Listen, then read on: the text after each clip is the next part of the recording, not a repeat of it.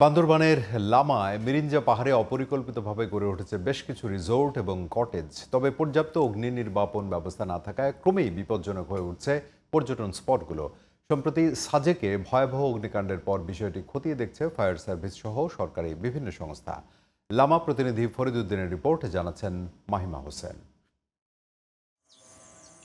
মিরিঞ্জা পাহাড়ে অধিকাংশ রিসর্ট নির্মিত হয়েছে ছন, কাঠ ও বাঁশ দিয়ে, যেগুলোর বেশিরভাগই নেই নিজস্ব অগ্নি নির্বাপন ব্যবস্থা। এমনকি আশেপাশেও নেই পানির কোনো উৎস, নেই ফায়ার সার্ভিসের গাড়ি চলাচলের মতো সড়ক।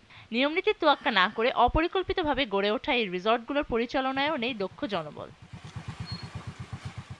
রাঙামাটির সাজেকে ভয়াবহ অগ্নিকাণ্ডের পর এখানকার পর্যটক ও স্থানীয়দের মনেও জন্ম নিয়েছে শঙ্কার। সামনে যেহেতু গরম, এখানে যদি আগুন লাগে তাহলে লামার সব সব মানুষের বিরাট ক্ষতি হতে পারে। সাজেকে যে ব্যাপারটা ঘটছে, এরকম ব্যাপার কিন্তু এখানে ঘটতে পারে, এটাতে দ্বিতীয় সাজেক বলা হয়। এই ঘরগুলা তো মনে করেন বেশিরভাগ হচ্ছে সোন এবং কাঠের তৈরি। হোটেল রিসোর্ট কর্তৃপক্ষদেরও বলবো যে এখানে অগ্নি নিরাপণ ব্যবস্থা রাখার জন্য।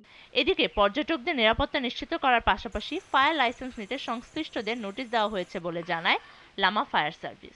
বড় ধরনের আগুন থেকে রক্ষা পাওয়ার জন্য আমি হোটেল মোটেল লামা আওতাধীন যে সমস্ত মিরিঞ্জা পাহাড়ে যে সমস্ত হোটেল মোটেল গড়ে উঠছে সকল মালিক কর্তৃপক্ষকে জানাবো ফায়ার সেফটি ব্যবস্থা নিশ্চিত করার জন্য। মিরিঞ্জা পাহাড়ের প্রাকৃতিক সৌন্দর্য ইতোমধ্যেই পর্যটকদের মাঝে সাড়া ফেলেছে।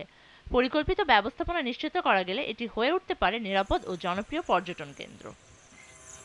Mahima Hossain, GTV news.